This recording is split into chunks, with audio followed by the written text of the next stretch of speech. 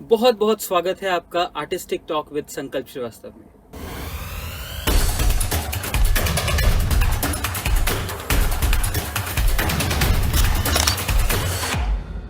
हमारे आर्टिस्ट की जो भरमार है, इतने टाइम से आप आर्टिस्ट को हमारे साथ में देखते आ रहे हैं, तो आज ऐसे ही उसी भरमार में से एक चुनकर हम लेकर आए हैं अपने पास में, जिनका नाम है विप्लव खुराना। नमस्ते everyone, thank you so much sir, thank you for calling me, thank you so much for giving me this opportunity. तो विप्लव जी, आप इतने टाइम से डांस फील्ड में काम कर रहे हैं और मेरे ख्याल में आपको एज अ डांसर और एज अ कोरियोग्राफर आपने काफी काम कर लिया है। हाँ जी सर। कब से आप काम करते आ रहे हैं? सर जब मेरी शुरुआत हुई थी इस फील्ड में, खैर मुझे शौक तो बचपन से ही था। फिर जब मैंने अपनी स्कूलिंग पास आउट करी, फिर मुझे लगा नहीं मैं इसी चीज़ को अपना प्रोफेशन बनाऊंगा। तो मेरी शुरुआत 2012 से मेरी इस चीज़ की शुरुआत हो गई थी। तो 2012 से मैंने फील्ड में काम करना शुरू कर दिया था। सीख में मतलब क्लास जब मैं 6-7 में था, तब से मैं ट्रेनिंग ले रहा था, सीख रहा था। आफ्टर कंप्लीटिंग माई स्कूलिंग, उसके बाद से फिर मैंने अपना प्रोफेशनली वर्क फील्ड में करना, सीखना सब स्टार्ट। तो आपने क्या एजुकेशन में आप किस तरफ रहे? एजुकेशन में सर बेसिकली मैंने अपनी ग्रेजुएशन कंप्लीट करी। ग्रेजुएशन के साथ साथ मैं अपना ट्रेनिंग पार्ट सारा साथ में उसका तो ग्रेजुएशन किस में करा आपने? मैंने ग्रेजुएशन करा अपना BA okay art side. Okay. तो कैसे अचानक से आप डांस की ओर आकर्षित हुए? हुआ क्या अचानक कि किसी को लगता है कि हाँ मेरी लाइफ में ये चेंज आया? वो क्या चेंज था आपके अंदर? वो चेंज सडनली एक दिन एक्चुअली हुआ सर, ये कि जब मुझे डांस का शौक बचपन से ही था, बचपन से ही मतलब I just used to do as a hobby. फिर मैं बहुत ज़्यादा इस चीज़ के लिए इतना बहुत क्रेजी होने लगा, मतलब नई नई चीज़ें दिखी, टीवी पे रियलिटी शोज आने लगे काफ़ी। फिर मैं अपनी क्लासेस में वहाँ पे जाने लगा, वहाँ पे मेरे को नए नए लोग मिले। मतलब इस फील्ड के अंदर मुझे बहुत सी चीज़ें सीखने को मिली, मतलब और मैंने अपने आप को इतना चेंज किया है। मतलब एक टाइम ऐसा था कि मेरे को कुछ नहीं पता था कि व्हाट इज दिस, ये इस फील्ड में है क्या। जब मैं इस चीज़ में घुसा, प्रॉपरली पूरा ट्रेनिंग करा, एवरीथिंग, तो फिर मेरी लाइफ सडनली बहुत चेंज हुई। और सबसे ज़्यादा मैं जिसको एडमायर करता हूँ, that is one obviously king of pop, Michael Jackson. तो उनकी मैं जैसे एक वीडियो देख रहा था, तो जब मैंने उनकी वो वीडियो देखी तो I just get a spark, मैं यार ये कुछ चला गया। तो वो एकदम से ना वो चीज़ मेरे दिमाग में छप गई, मैं कुछ ऐसा करना है, I want to go with this, I will go with this stuff. तो फिर उनको देखते देखते देखते बहुत चीज़ें कोशिश करी कि वैसा कुछ करूँ, फिर और चीज़ें नहीं ट्राई करी। तो वही मेरा सफ़र वहाँ से शुरू हुआ। तो आप माइकल जैक्सन के फैन हैं? मैं एक तरह से उनका बहुत बड़ा भक्त हूँ। तो I really admire him very much. Okay. तो आप मतलब जो माइकल जैक्सन की मूव्स हैं, आप उस पे भी आप काम करते ही होंगे? उस पे भी मैं काम करता हूँ। उनकी मतलब पहले तो मैं पूरी उनकी जो कोरियोग्राफी होती थी, एक टाइम पे मैं पूरी उनकी कोरियोग्राफी पूरी करता था, मतलब पूरे वीडियोस देखे, क्योंकि उस टाइम पे इतना कोई सिखाने वाला नहीं होता था, उस टाइम पे इतनी क्लासेस नहीं होती थी, क्योंकि उनका स्टाइल बिल्कुल एकदम डिफरेंट।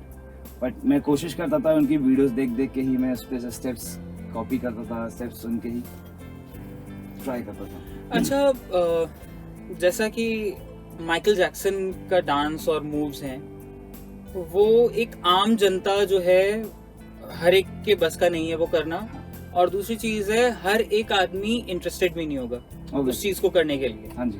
क्योंकि हर एक आदमी का मूड अलग है। माइकल जैक्सन को एडमायर करने वाला एक अच्छा समझ रखने वाला इंसान होगा, लेकिन ये जरूरी नहीं है कि हर कोई अच्छी समझ रखे। हाँ जी। आप उनको क्या करवाते हैं? बेसिकली काफ़ी स्टूडेंट्स आते हैं हमारे पास ऐसे कि जिनको बिल्कुल भी डांस नहीं आता, बिल्कुल फ्रेशर है, और फिर उनके लिए हम थोड़ा सा पैटर्न हम चेंज करते हैं। बिकॉज जो मैं देखता आया हूँ, मतलब माइकल जैक्सन को मैं देखता हूँ, बट एज इट इज़ मैं उनको वो चीज़ नहीं करा सकता, but because they don't know how to dance.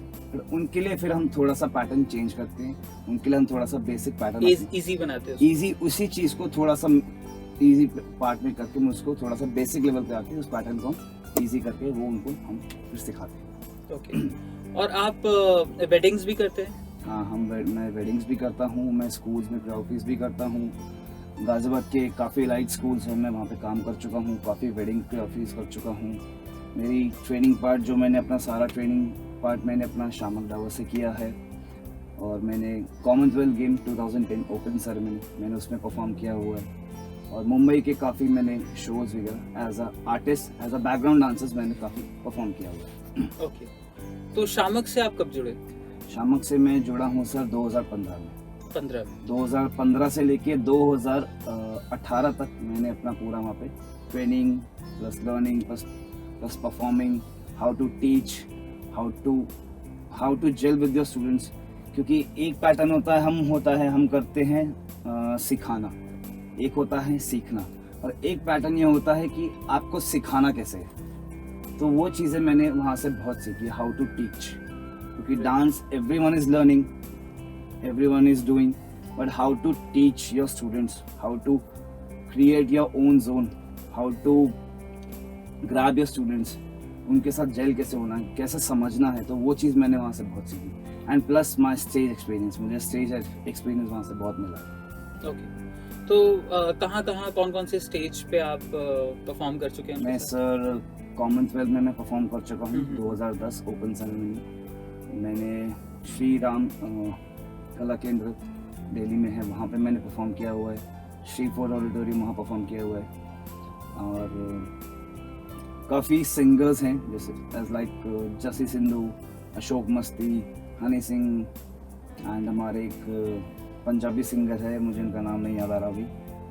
तो उनके साथ एज अ बैकग्राउंड हमने परफॉर्म किया हुआ है। क्या हुआ ट्रुप एक आपका as a dance, as a part of a dance troupe. Right. तो कभी आपने कुछ मतलब मुंबई जाके कुछ ऐसा करने का सोचा कि हाँ भाई मैं भी आगे प्रोसीड करता हूँ, सब लोग जैसे करते हैं कि मुंबई जाऊँ और वहाँ पे एक स्ट्रगल का एक पारी चालू करूँ? हाँ सर, वो फेज भी मेरा आया था।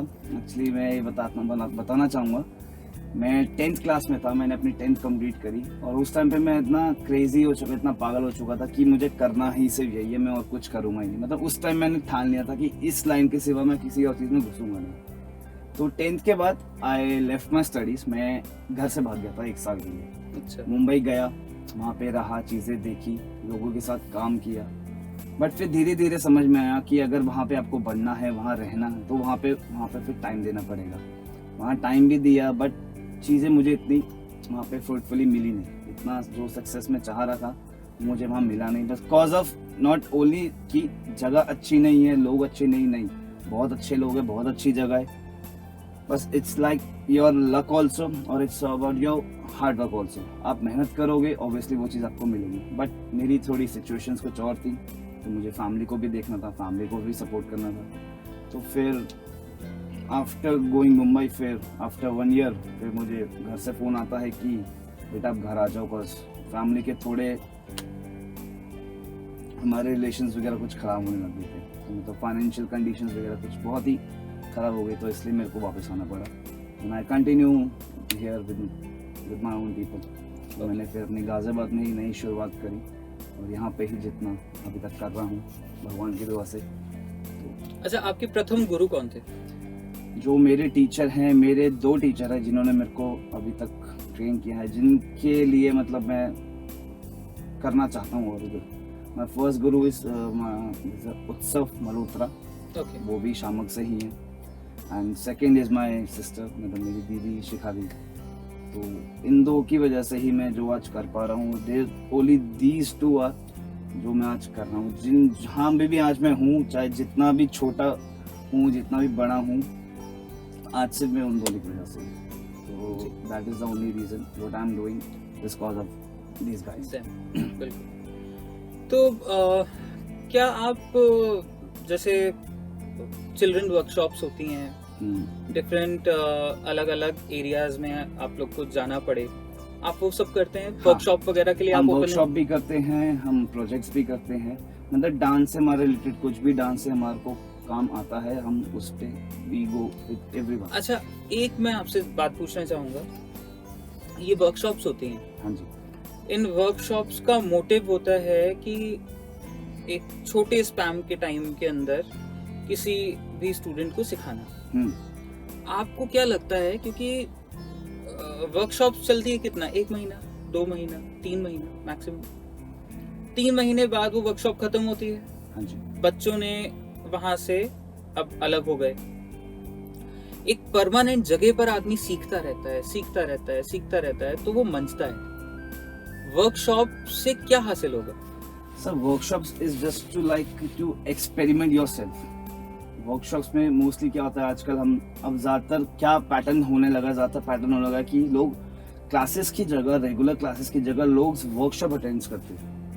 ठीक है, that is also good, workshops बहुत अच्छी बात है, करना भी चाहिए। आप एक तरीके से अपने आप को ट्राई लेते हो कि आप अभी किस लेवल पे आए हो, क्योंकि वर्कशॉप में आपके पास 1-1.5 घंटा होता है पूरी क्लास में।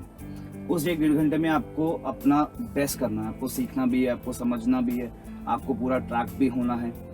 तो workshop is very good thing. But हाँ, अगर मैं बोलूँ कि अगर सिर्फ वर्कशॉप्स लेके यू कैन लर्न एवरीथिंग, तो नहीं। You should go first for the regular classes, you should go with the training process. क्योंकि वर्कशॉप्स में मेन होता है हमारा, मोस्टली क्या होता है, टीचर्स आते हैं, इंस्ट्रक्टर्स आते हैं, वो आपको अपनी कोरियोग्राफी सिखाते हैं। और जो बिल्कुल मंजोहे डांसर्स हैं, मंजोहे खिलाड़ी हैं, उनके लिए वो जगह बहुत सही है। That is a very good platform. आप लोगों की नज़र में भी आते हो, आप पता चलता है, वहाँ से आपको कॉन्टैक्ट्स मिलते हैं, आपके लिंक्स बढ़ते हैं। तो एक तरीके ये है कि वर्कशॉप एक तरीके से ये हो गया है कि आपको एक आगे बढ़ने का जरिया बहुत अच्छा, कम टाइम में। देखिए, मेरा जो एक मानना है वो थोड़ा सा ये है कि वर्कशॉप बेसिकली, वर्कशॉप उन लोगों के लिए बना है जो ऑलरेडी सीखे सिखाए हैं और अपने आप को पॉलिश करने के लिए, नरिश करने के लिए जा रहे हैं। जो एकदम नए स्ट्रीम में आए हैं, म्यूजिक, डांस या थिएटर, किसी में भी आए हैं, और वो वर्कशॉप अटेंड कर रहे हैं, या तो वर्कशॉप 2 काम करेगा उनके लिए। पहली चीज, या तो आपका इंटरेस्ट डेवलप करेगा। अगर आपके अंदर स्पार्क है तो आपका वो इंटरेस्ट डेवलप करा देगा, अगर आपने वर्कशॉप में गया और आपको अच्छा इंस्ट्रक्टर मिला है। और या फिर वो दूसरा बंदा जाना चाहिए जो कि अपने आप को समझता है, नहीं, ये वर्कशॉप अटेंड करके मेरे अंदर पॉलिशिंग होगी, मतलब मैं सीखा हुआ हूं, अब मुझे अगर किसी ऐसे इंसान की वर्कशॉप अटेंड करने को मुझे मिले तो मैं यही सोचूंगा, नहीं, मैं अपनी पॉलिशिंग के लिए जा रहा हूँ। ऑब्वियसली, बेसिकली वर्कशॉप होती बारीक सी चीज़ के लिए। तो मैं ये चीज़ पहले क्लियर करना चाहूँगा, जितने भी हमारे नए डांसर्स हैं, जितने भी नई जनरेशन आ रही है, first they should go for the regular classes. वो पहले अपनी ट्रेनिंग्स ले, पूरा अपना एजुकेशन कंप्लीट करे, उसके बाद वो दे जंप फॉर द वर्कशॉप्स। क्योंकि आजकल क्या होने लगा है, आजकल लोग ज़्यादातर वर्कशॉप के थ्रू ज़्यादा अट्रैक्ट हो रहे हैं। ठीक है, that is very good thing.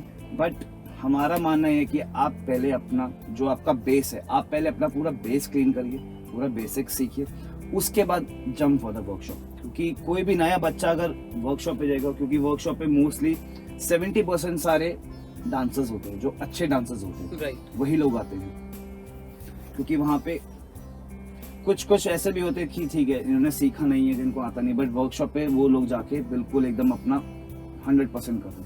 That is very, मतलब 100 में से कोई 2-3% ऐसे निकलते हैं। बट आप पहले ट्रेनिंग्स लो, रेगुलर क्लासेस करो, अपने आप को उस लेवल का बना लो कि आप एक वर्कशॉप पे जाके अच्छी तरह आप अपना नाम कराओ। तो आप लोगों ने समझा कि वर्कशॉप अच्छी है, लेकिन वर्कशॉप उन लोगों के लिए ज्यादा अच्छी है जो ऑलरेडी सीख के जा रहे हैं, जिनको पता है कि डांस मूव्स क्या हैं, जिनको पता है कि अगर वो सिंगिंग का है तो सारेगामा पाधा नीसा क्या है। अगर आप वर्कशॉप में सारेगामा पाधा नीसा सीखने जा रहे हैं तो दैट इज रॉन्ग। आपको पहले अपने आप को प्रिपेयर करना है, अपने आप को तैयार करना है, और तब आपको वर्कशॉप के लिए प्रोसीड करना है। तो विप्लव जी, एक और मुझे आपसे बात पूछनी है। आप अभी कौन से स्कूल में टीचिंग कर रहे हैं? अभी सर मैं फिलहाल परिवर्तन स्कूल में टीचर हूँ जी। और उससे पहले मैं GD Goenka, Gurukul, Ryan international, in school में मैं काम कर चुका हूँ। तो परिवर्तन स्कूल कहाँ पर है? परिवर्तन स्कूल हमारा है राजनगर एक्सटेंशन, और इसकी एक ब्रांच है राजनगर सेक्टर 10। ओके। तो आपके स्कूल का आपके प्रति क्या सपोर्ट है? स्कूल में सर पहले एक टाइम, मतलब मैं अगर मैं पहले की बात करूँ, स्कूल में इस चीज़ को इतना बढ़ावा नहीं दिया जाता था, और just like only for a entertainment fun, for just fun thing. But अब क्या है, एज एन चीज़ें अब ट्रेंड इतना बढ़ता जा रहा है, लोग ये बहुत अच्छी बात है for the artist also, for the students also, those who want to really go with this profession. उनके लिए प्लस पॉइंट ये होगा कि आपको स्कूल में वो लेवल आपको अब मिलने लगा है, मतलब वो रिस्पेक्ट स्कूल में अब आर्टिस्टों को मिलने लगी है, क्योंकि पहले इतना आर्टिस्टों को नहीं पूछा जाता था स्कूल पैटर्न पे। बट अब schools are going very good much. अब स्कूल्स में हम ये चीज़ बहुत अच्छी आ रही है कि उसको एज अ सब्जेक्ट, अब सीबीएसई उसको एज अ सब्जेक्ट बना रहे हैं। तो that is very plus point for all the artist, for all the students जो सीखना चाह रहे हैं और जो आर्टिस्ट अपना कला दिखाना चाहते हैं, तो उनको एक अच्छा प्लेटफॉर्म मिलता है स्कूल। तो आपको ये लगता है कि स्कूल के जो बच्चे हैं, जो स्कूल में पढ़ रहे हैं, और वो उस टाइम से ही अपने आप को अगर डांस में मजबूत करने लग जाएं, तो आगे जाके वो अपने प्रोफेशन तक पहुंच सकते हैं? उसको बिल्कुल सर, बिल्कुल पहुंच सकते हैं, क्योंकि हर एक लर्निंग की वन एज, ठीक है। आप शुरुआत कब से करते हो ये डिपेंड करता है। अगर आप एक शुरुआत आप कर रहे हो जब आप 6-7 साल के हो, और एक शुरुआत आप कर रहे हो जब आप 18-19 साल के हो, तो उस पर बहुत डिफरेंस आ जाता है। वही पे 5-6 साल का बच्चा जो शुरुआत करेगा तब से सीखना, वो हमारी एज तक आने में वो उस चीज़ पे बिल्कुल प्रोफेशनली क्लीन हो जाएगा। अगर उस बच्चे का इंटरेस्ट है, उसको लगता है कि हाँ मैं इसी प्रोफेशन में जाना चाहता हूँ, मेरा को डांस में ही एज अ प्रोफेशन चूज करना है, तो दैट इज़ वेरी इंपॉर्टेंट कि बच्चे उस चीज़ को उसी रेंज से उसको स्टार्ट करें। क्योंकि मोस्टली क्या था, हमने जब स्टार्ट किया वी आर 16-17, तब उस टाइम पे इतनी क्लासेस नहीं होती थी, इतनी ट्रेनिंग्स पैटर्न नहीं होते थे। बट अब जो आगे की जनरेशन आ रही है, आगे जो कल्चर आ रहा है, अब बहुत चीज़ें एडवांस होने लगी, तो अब बच्चों के पास बहुत से डोर्स हैं, they can go, they can explore themselves. तो मैं बच्चों से मैं ये बोलना चाहूँगा, if you are really want to go with this profession, if you are planning you want to become a dancer, so please start early to early. आप जितना जल्दी शुरू कर सकते हो उस चीज़ को शुरू करो, तो आपको आगे जाके और नई नई चीज़ें करने को मिलेगी। अच्छा, मैं एक सवाल ऐसा है, जब बच्चे होते हैं, बच्चों के अंदर शुरुआत में कोई समझ नहीं होती है कि उनको कहाँ जाना है, क्या करना है, वो अपनी हॉबी, अपना इंटरेस्ट, अपना पैशन नहीं समझ पाते हैं। उस एक जो पीरियड होता है, उस पीरियड के अंदर टीचर का कितना इम्पोर्टेंट रोल होता है? उस पीरियड के अंदर सर टीचर का बहुत इम्पोर्टेंट रोल होता है, क्योंकि एक जो टीचर होता है, क्योंकि आप जब कोई कला कर रहे हो, कोई भी कला आप कर रहे हो, मतलब सपोज वो डांस हो, म्यूजिक हो, स्पोर्ट्स हो, आपको नहीं पता कि वो आपकी लाइफ से वो पार्ट जुड़ेगा या नहीं। टीचर का रोल यहाँ पे ये आता है कि वो टीचर आपको बहुत मोटिवेट करता है, बहुत सपोर्ट करता है, और वो आपको बहुत ही अच्छा ज्ञान देता है। अब वो डिपेंड करता है उस बच्चे पे, उस पर्सन पे, कि उसको कितना इंटरेस्ट आ रहा है। टीचर अपना हमेशा मैक्सिमम 100% देते हैं, और देते आए हैं और देते रहेंगे, बट वो डिपेंड आपके स्टूडेंट पे भी करता है कि आपका स्टूडेंट कितना क्रेजी है उस चीज़ के लिए, उसके अंदर कितना इंटरेस्ट है। अगर वो इंटरेस्ट, वो क्रेजीनेस उस बच्चे के अंदर है, तो ऑब्वियसली वो चीज़ क्लिक करेगी। अच्छा, वैसे सीखने की कोई उम्र नहीं होती? सीखने की कोई उम्र नहीं होती। वो हो सकता है कोई 15 साल का बच्चा सीखना चाहे आपसे, चाहे 50 साल का आदमी सीखना चाहे, हाँ जी, कोई भी सीख सकता है। कोई भी सीख सकता है। लेकिन जब एक प्रोफेशन बनाने की बात आती है, वहां पे हॉबी से हट के हमें निकलना पड़ता है। यस। अगर आप उसको अपनी हॉबी की तरह कर रहे हैं, तो यानी कि आप अपने प्रोफेशन के लिए नहीं सोच रहे। नहीं, आप है ना। हॉबी एक हमारा एक्स्ट्रा करिकुलर हो गया, लेकिन एक्स्ट्रा करिकुलर हमारा ये नहीं है कि हम उस चीज को अपने प्रोफेशन को एक्स्ट्रा करिकुलर में हम करें। आपको नहीं लगता है कि मैथ्स, इंग्लिश, साइंस, फिजिक्स, मतलब फिजिक्स, केमिस्ट्री और बाकी जो सब्जेक्ट्स हैं उनको ज़्यादा वेटेज दिया जाता है, और डांस, म्यूजिक और एक्टिंग, इन सबको थोड़ा कम कर दिया जाता है? हाँ, ये चीज़ कहीं ना कहीं आती है हमारी, मतलब अब अगर मैं एज अ पेरेंट की उससे बोलूँ तो हर पेरेंट पहले ये चाहेगा कि उसका बच्चा पहले पढ़ाई की तरफ ध्यान दे, बट नहीं, ऐसा नहीं है, क्योंकि हम लोग ने भी उसी एज में शुरुआत करी थी, हमने भी बहुत मेहनत करी है, तब आज जाके यहाँ पे हैं। बट अगर वही बच्चा अपने एजुकेशन के साथ साथ उस चीज़ को लेके चले तो वो बच्चा बिल्कुल आगे निकलेगा। और बच्चे में अगर उस बच्चे में गट्स हैं, उसमें वो पोटेंशियल है, वो कैपेबिलिटी है, तो वो बच्चा निकलेगा, चाहे वो एजुकेशन हो, चाहे वो आपका एक्टिविटीज हो, करिकुलर एक्टिविटीज हो, वो चाहे कोई भी प्रोफेशन हो आपका। अगर if you want to do it you have to. अगर आपके अंदर वो स्किल है, आपके अंदर वो पावर है, आपको लगता है नहीं मैं ये चीज कर लूंगा, आप कर जाओगे। फिर चाहे आप एजुकेशन को भी साथ लेके चलिए या आप किसी भी प्रोफेशन को साथ लेके चलिए। मोस्टली होता क्या है कि पेरेंट्स बोलते हैं कि नहीं पहले आप पढ़ाई करो, इसके बाद वो चीजें बाद में। बट पढ़ाई करते करते करते जब आपका पहले स्कूलिंग होती है, फिर आपकी ग्रेजुएशन कंप्लीट होती है, फिर तब तक वो जो लर्निंग वाली जो एक एज होती है वो निकल जाती है। तो आई विल सजेस्ट दिस, अगर आपका मन है आप एजुकेशन के साथ साथ इसको भी अपना education part low, because maths is also education, your science, all the subjects here, it's your education. But when you come to these things, music, dance, sports, this is also education. इनके भी chapters होते हैं, इनके भी lessons होते हैं, music के बारे में, डांस के बारे में, स्पोर्ट्स के बारे में, इनके भी प्रॉपर अपने अपने सब्जेक्ट्स होते हैं। तो मेरा बोलना सिर्फ यही है बच्चों से कि अगर if you want to go with this field, you want to go with this profession, go for it. आज के टाइम पे इतनी अपॉर्चुनिटीज हैं, आपको सब कुछ मिल रहा है। उस टाइम पे इतना नहीं हुआ करता था, बट अब बहुत ज्यादा अपॉर्चुनिटीज लोगों को मिल रही है। बिल्कुल। तो आपने सुना किस तरीके से आप अपनी एजुकेशन को कायम करते हुए अपने प्रोफेशन की ओर जा सकते हैं एज अ पैशन के वे पर।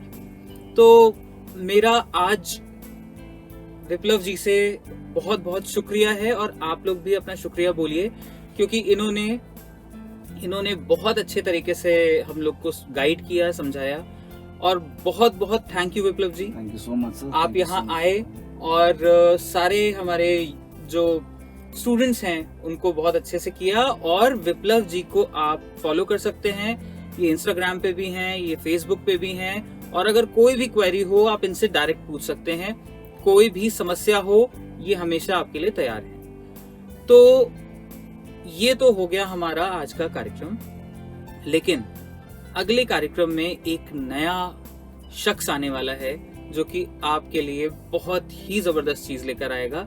और हम आपके लिए एक और चीज बता रहे हैं जो हर बार बताते रहते हैं कि वीडियो को लाइक करिए, शेयर कीजिए और कमेंट करिए, और प्लीज हमें सपोर्ट करिए, बेहद सपोर्ट करिए, जिससे हम और ज्यादा मेहनत करें और अच्छे अच्छे कलाकारों को आपके सामने लेकर आए। तो यहीं पे हमारी आर्टिस्टिक टॉक की टॉक खत्म होती है। Thank you so much.